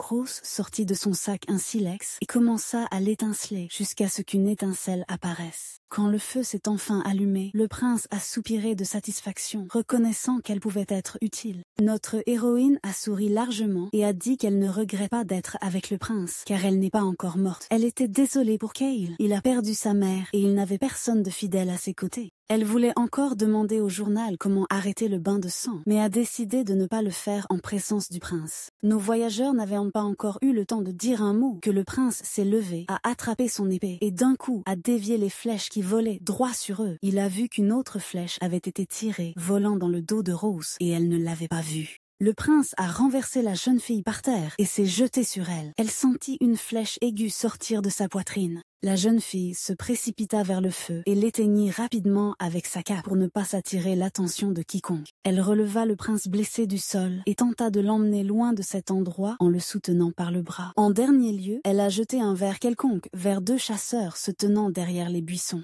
À ce moment-là, des bêtes enragées se sont jetées sur ces chasseurs. Rosa a essayé de demander au prince s'il allait bien, mais il ne pouvait pas vraiment répondre et lui disait seulement de ne pas faire de bruit. Le sang de sa blessure causée par la flèche retirée ne s'arrêtait toujours pas. La jeune fille comprit qu'elle ne pouvait pas permettre la mort du héros principal, sinon ce serait la fin. Elle le suppliait sincèrement de ne pas perdre connaissance, mais il semblait déjà ne plus l'entendre. Elle ferma les yeux et, les larmes aux yeux, demanda à n'importe qui, peu importe qui, de l'aider dans cette situation. Le moment suivant, une lueur est apparue dans le sac que notre héroïne a remarqué. C'était un livre dans lequel de nouvelles notes étaient apparues. Il était question de rumeurs selon lesquelles, sur la chaîne de montagne, poussent également des herbes médicinales rares, mutées après la malédiction. Au cœur des montagnes se trouve l'habitat des papillons lunaires. À ce moment-là, Rose a remarqué l'un de ces papillons qui s'approchait d'elle. Elle a fermé le livre et a traîné le prince blessé sur ses épaules, suivant ce papillon. Quand ils sont arrivés à la grotte, un essaim de papillons de nuit les avait déjà rejoints, mais seuls ceux à qui cela était permis pouvaient entrer dans la grotte. La conscience du prince commençait lentement à se transformer, bien qu'il soit très fatigué et veuille dormir. Notre héroïne essayait de le faire boire de l'eau. Elle a également mouillé un chiffon dans le récipient d'eau. Et elle n'a pas oublié de mentionner que le prince devrait lui payer un supplément pour un travail aussi difficile. La jeune fille essuyait soigneusement sa poitrine bandée, faisant attention à ne pas toucher les blessures.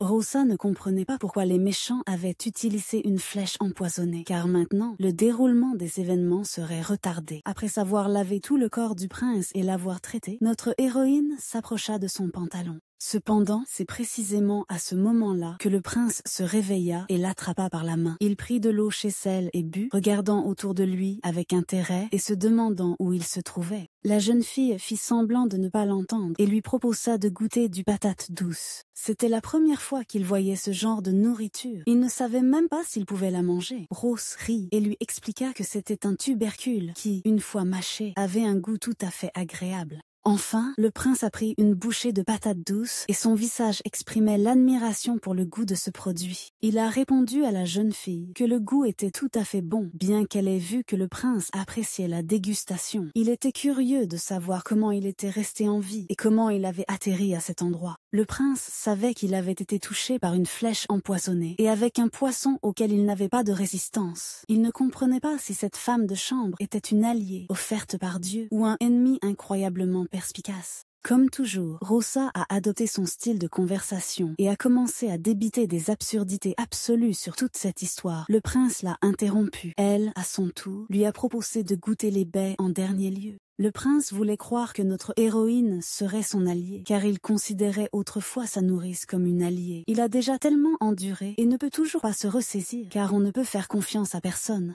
Le prince a décidé fermement qu'il ne ferait jamais confiance à Rose. À l'aube, la jeune fille sortit de la grotte et s'étira, le brillant soleil du matin lui éclairant le visage. Elle a appelé le prince, disant qu'il n'y avait pas de monstres à proximité et qu'il pouvait sortir. Quand le prince est enfin sorti et a mis sa chemise ensanglantée, il avait l'air extrêmement sombre et préoccupé. L'héroïne l'a remarqué et a décidé de le soutenir en lui disant qu'il serait certainement le premier à l'anniversaire. Le prince a acquiescé et a esquissé un léger sourire, décidant qu'il allait simplement utiliser Rose. Au moment suivant, ils étaient déjà tous les deux entrés dans le palais, où des gens se tenaient et discutaient vivement de quelque chose. Leur apparition a été extrêmement inattendue pour le deuxième prince. Même Ash l'a remarqué. Notre héroïne peinait à tenir debout et suivait le prince avec fatigue. Cale s'approcha du deuxième prince et remarqua avec sarcasme qu'il était en vie et en bonne santé. Il lui conseilla de contrôler son expression faciale, car si les autres remarquaient son plan, lui et tout son entourage mourraient. À ce moment-là, un serviteur s'approcha et informa que la chambre du prince héritier était prête. Le prince a finalement laissé entendre à son frère qu'il ne laisserait pas passer ça une deuxième fois.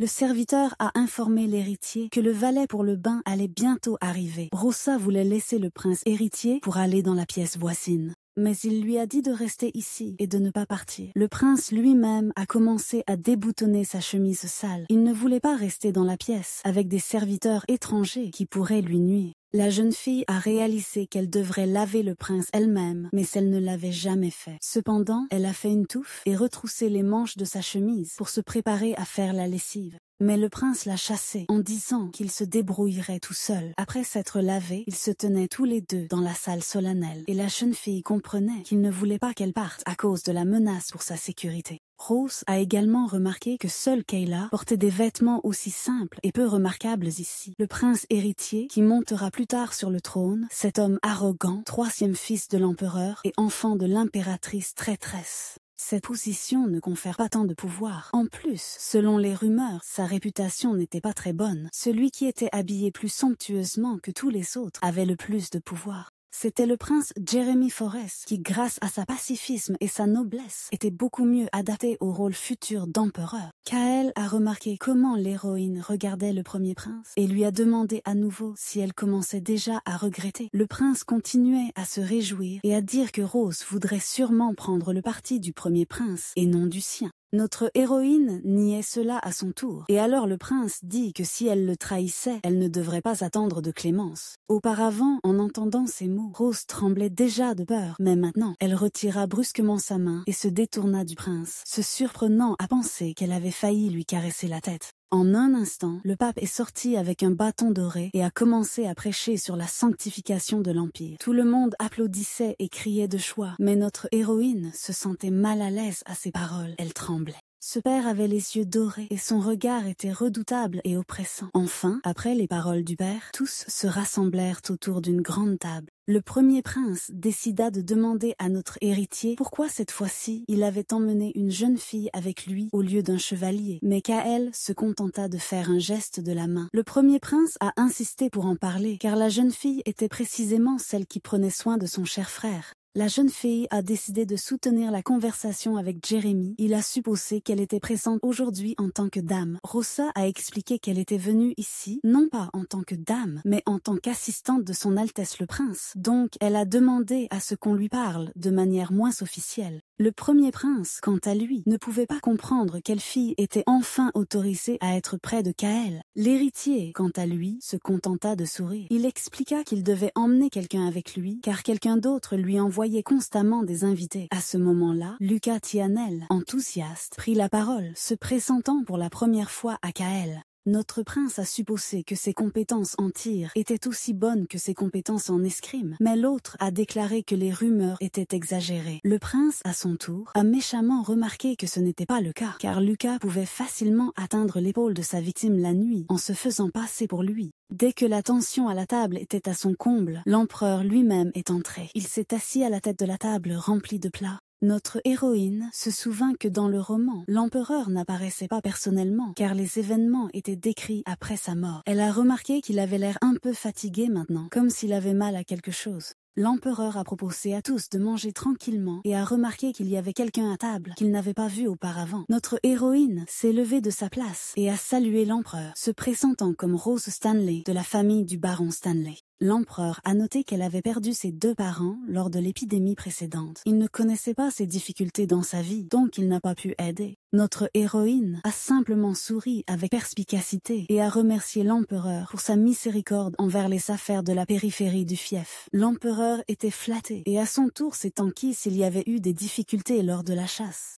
Rose répondit à l'empereur qu'avec les compétences exceptionnelles du prince en arts martiaux, elle n'avait rien à craindre. Elle informa tout le monde que la grâce du prince est sans limite. Ces paroles surprirent l'empereur à leur tour. Ces paroles choquèrent le prince. Il expliqua que Rose n'était pas encore tout à fait elle-même, c'est pourquoi elle disait cela. Le prince a dit que l'énergie magique dans les montagnes était anormale cette fois-ci. L'empereur a dit qu'il avait entendu dire que le successeur avait été touché par une flèche. Tous les autres princes ont immédiatement été saisis par la peur qu'il pourrait être découvert, mais Kael a à son tour dit que c'était l'œuvre de quelqu'un d'une autre race. L'empereur rit et expliqua qu'il valait mieux pour eux entretenir de bonnes relations avec le temple. Le lendemain, les paladins envoyés pour fouiller les montagnes de Hamel y trouvèrent des cornes de taureau. Le deuxième prince s'en tira facilement car il avait réussi à effacer toutes ses traces. Si quelqu'un demandait à l'héroïne de décrire ce que le héros principal avait fait lors de la fête d'anniversaire, elle choisirait la dénonciation. Soudain, Andy est apparu à l'horizon avec un panier à la main, juste au moment où Rose était assise dans le jardin en train de réfléchir à ce qui s'était récemment passé. Andy lui a apporté des sandwichs délicieux et s'est assis sur le banc pendant qu'elle les mangeait avec plaisir.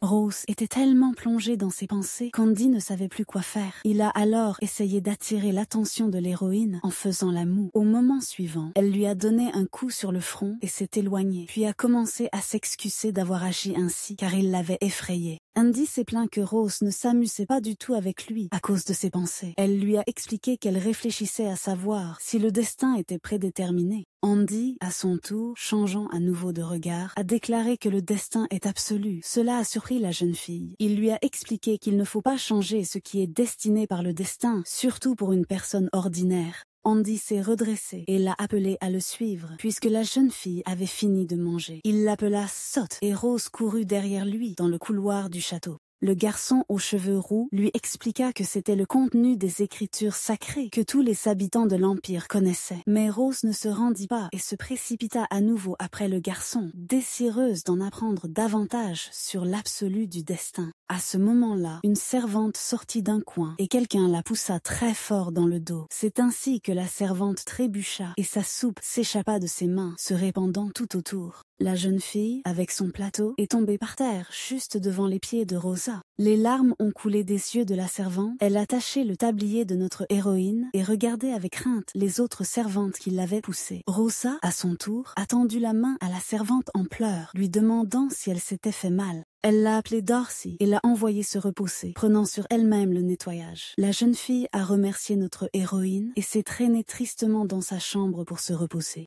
Au milieu de toutes les filles moqueuses se tenait la femme de chambre, en chef elle-même, observant ce qui se passait. Rose a vu tout cela et a demandé à Andy de l'aider, mais pas avec le nettoyage. Elle a estimé qu'il était temps de s'occuper de la politique intérieure du palais. Pendant ce temps, le prince dormait, ou du moins essayait de le faire. Dans ses souvenirs, l'image de la nourrice est réapparue, celle qui l'appelait quand il ne pouvait pas dormir et lui proposait de lui lire quelque chose. Elle a promis de trouver la prochaine fois un livre qui plairait davantage au prince. Le prince s'est assis sur le lit et a appuyé sa tête dans sa main. Tous ses souvenirs le tourmentaient. Le lendemain matin, Rose s'est précipitée dans sa garde-robe. Elle a proposé au prince de renvoyer la principale femme de chambre. La jeune fille pensait que le pouvoir de la femme de chambre était trop fort au palais. En plus, cette servante était aussi la marionnette du duc. C'est pourquoi le meurtrier a pu si facilement pénétrer dans le palais. Rose a aidé à mettre le manteau sur les épaules du prince et il lui a expliqué qu'il valait mieux ne pas toucher au pouvoir du premier prince pour le moment. De plus, si le prince tue la femme de chambre, cela suscitera beaucoup de commérages. Rose a pour sa part dit qu'on pourrait inventer une raison que les gens comprendront. Lorsque la principale femme de chambre est devenue nourrice pour le prince, le duc lui a proposé de empoisonner le prince pour oublier les dettes de son mari et obtenir suffisamment d'or. Un jour, la nourrice a ajouté du poisson à la nourriture du prince et ne savait pas quoi faire ensuite. Mais le prince n'est pas mort de ce poison et la femme de chambre a pensé qu'elle ne serait pas exécutée et que tout irait bien. Elle voulait obtenir son argent avec l'aide du prince ou sans son aide, qu'elle n'avait pas pu obtenir du duc. Pendant ce temps, dans la cuisine, Mia interrogeait activement Rose pour savoir si elle était la maîtresse du prince. Des rumeurs circulaient à ce sujet. À son tour, Rose s'est renseignée pour savoir si c'était vrai que le cuisinier et la principale femme de chambre ne s'entendaient pas et on lui a raconté comment ils se détestaient. La jeune fille a demandé à Andy de découvrir le schéma de déplacement de Tyler et à Mia de semer des rumeurs parmi les femmes de chambre. Notre héroïne pensait que si les femmes de chambre commençaient à agir salement, il était temps pour elle d'agir aussi. Après un certain temps, la femme de chambre principale a rattrapé Rose dans le couloir et lui a proposé de parler. La femme de chambre a crié sur Rose parce qu'elle aurait prétendument répandu des rumeurs selon lesquelles elle aurait une intrigue avec le duc.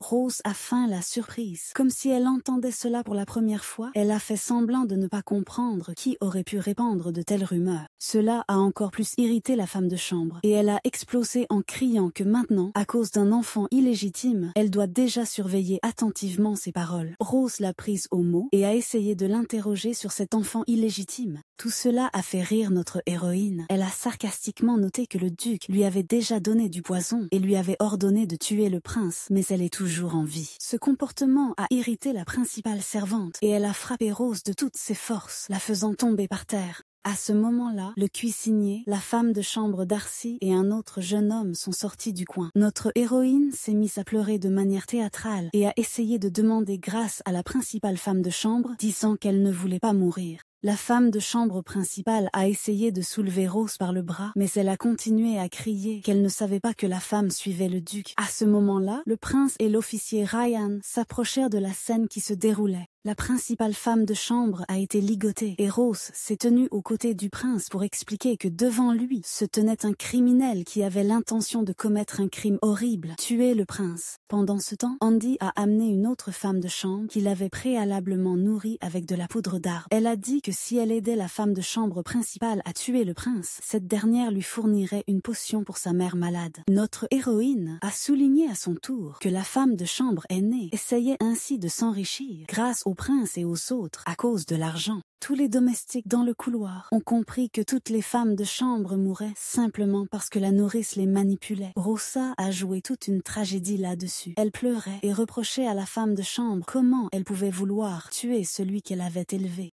Ensuite, notre héroïne s'est agenouillée devant le prince et lui a demandé de punir la principale femme de chambre. D'autres se sont agenouillés avec elle. Le prince, à son tour, a dégainé son épée et s'est dirigé vers la principale femme de chambre. À son tour, elle a dit que le prince ne pouvait pas s'agir ainsi avec elle, car c'est elle qui l'avait élevée. Le prince ne voulait plus l'écouter. Il brandit son épée tranchant. Mais à ce moment-là, Rose s'approcha et se plaça devant la nourrice, écartant les bras, et dit qu'il ne fallait pas la tuer. Le prince n'a même pas discuté. Il s'est retourné et a fait signe à Ryan de se débrouiller ici tout seul. Probablement, le duc s'occupera de tout et prendra le parti le plus avantageux pour lui. Un peu plus tard, Rose se tenait devant la table du prince dans son cabinet et lui a dit que quelques personnes là-bas sympathisaient avec sa situation. Elle a expliqué que si la principale femme de chambre était tuée maintenant, il y a une chance que la réputation du prince ne change pas. Rose cria au prince qu'elle pensait qu'il n'avait personne d'autre que Ryan Crowley. Elle s'est empressée de préciser qu'elle ne voulait pas du tout dire ça, mais le prince ne l'a pas compris. Rose a expliqué à Kyle qu'à son avis, à part Ryan, il n'avait personne pour l'aider, donc il pouvait en profiter pour renforcer son camp.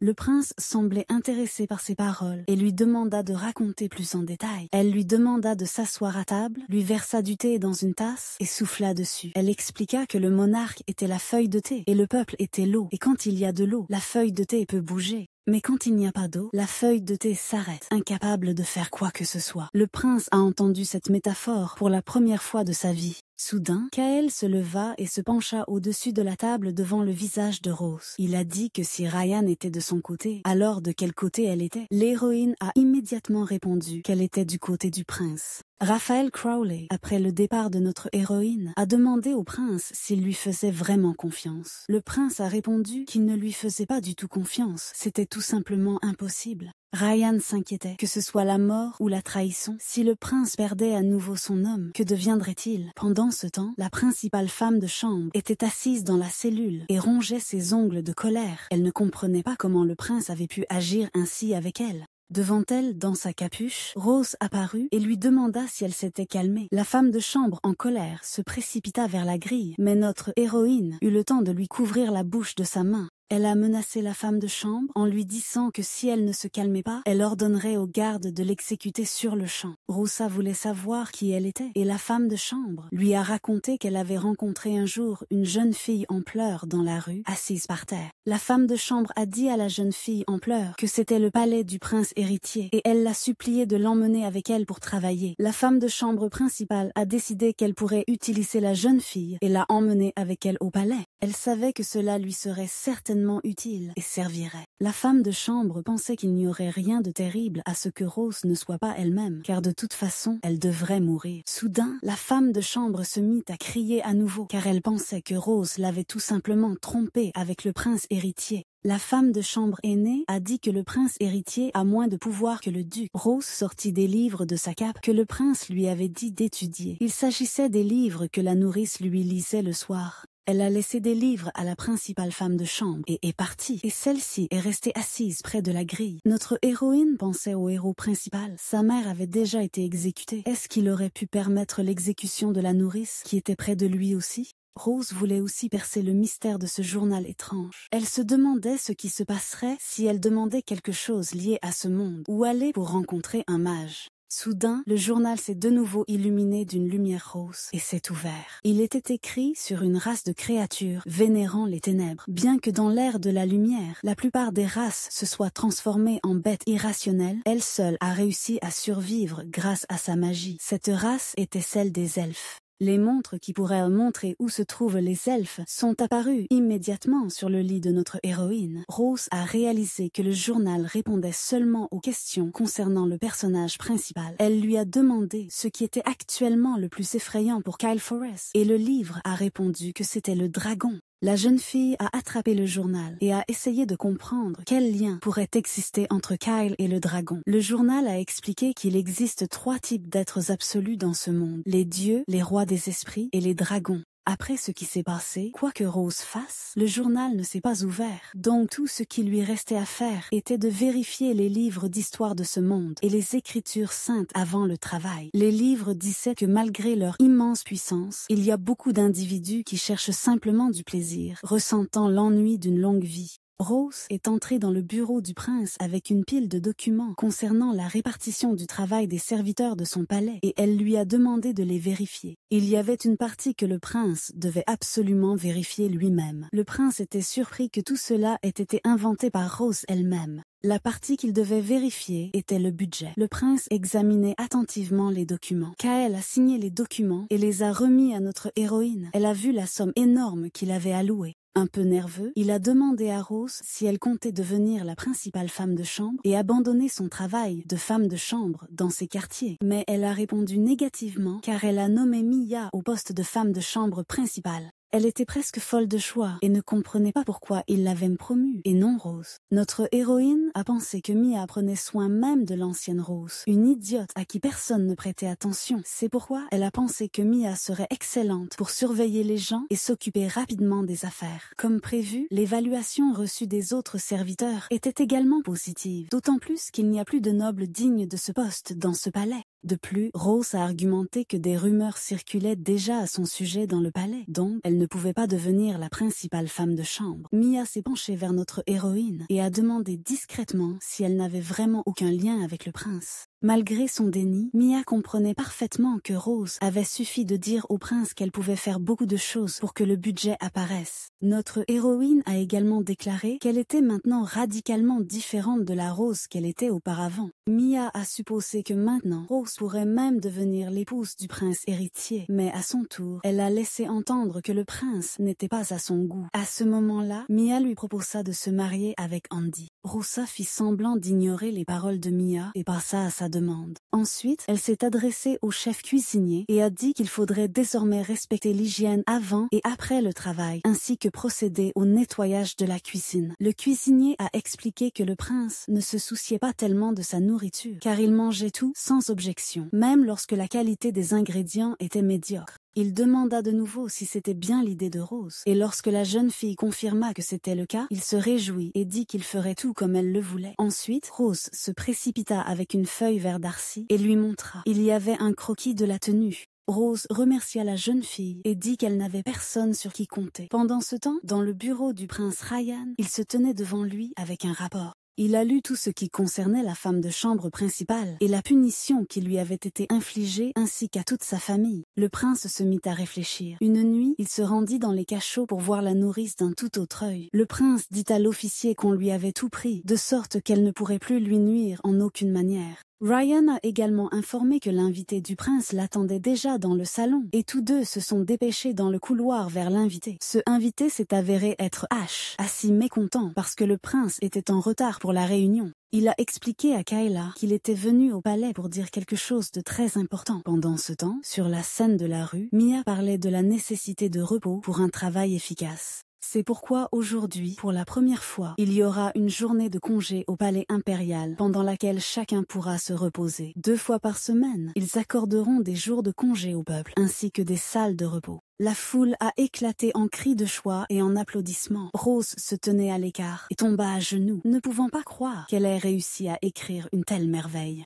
Andy l'aida à se relever et elle l'appela son ami, ce qui le rendit également heureux. Quand Ash est parti, il a expliqué qu'il avait donné toutes les informations au prince, juste pour rembourser sa dette envers la fille qui l'avait sauvée dans la forêt. Après le départ du 3e prince, l'héritier a convoqué Ryan et lui a ordonné de se préparer, en disant également que Rose partirait avec eux. Rose était assise à table, sur laquelle se trouvait un tas de contrats pour les gens. Il s'agissait de contrats de travail, dont elle a remis un à la première fille dans la file d'attente. La jeune fille ne comprenait pas ce qu'était un contrat de travail et à quoi il servait, tandis que Rose riait. Elle expliqua que c'était nécessaire pour garantir ses droits et lui confier des responsabilités.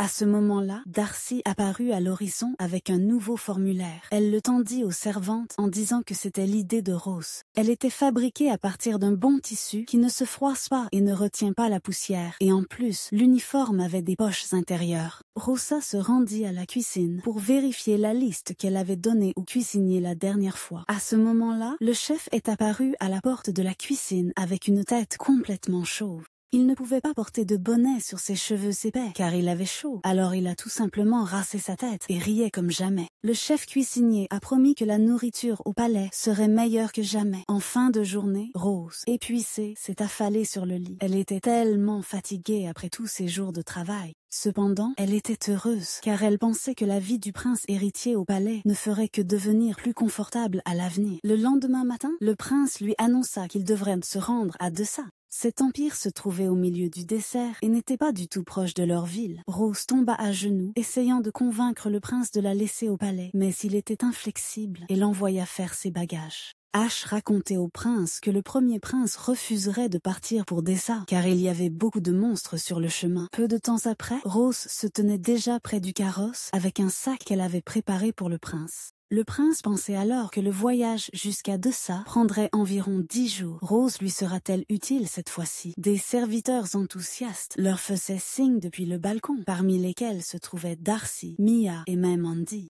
Dans le désert, le soleil brûlant brillait intensément. Le prince criait désespérément et essayait de ramener Rose à elle, mais elle ne rouvrait pas les yeux. Alors que le carrosse flottait déjà haut dans les airs, retenu par une créature volante, notre héroïne ne pouvait comprendre comment tout cela avait pu arriver. Un jour avant l'événement, Rose avait posé son doigt sur les lèvres du prince et lui avait demandé de ne pas bouger. Au moment suivant, elle a pressé de la crème solaire et en a enduit le visage du prince. Ensuite, elle lui a demandé ses mains pour les enduire également, puis lui a mis un foulard sur la tête pour le protéger du soleil et du vent. Ryan a averti le prince que Rose n'avait jamais fait ce genre de voyage. Il valait donc mieux ne pas trop lui faire confiance. Elle a expliqué qu'il y a souvent des tempêtes de sable dans le désert, donc le foulard peut les protéger de la poussière et du sable, mais elle n'a pas de troisième foulard pour l'officier. Le prince s'est étonné de savoir d'où elle tenait autant d'informations, n'ayant jamais été dans le désert. Le prince s'installa dans son carrosse et Ryan proposa à Rose de monter à cheval et de partir avec lui. Rose était extrêmement surprise par cette proposition. Ryan a également demandé si elle voulait partir avec le prince dans le carrosse, à quoi la jeune fille a agité les mains et accepté de monter à cheval. Elle a caressé le cheval et souri à l'officier, tout en chassant l'idée de ne pas vouloir partir seule avec le héros principal.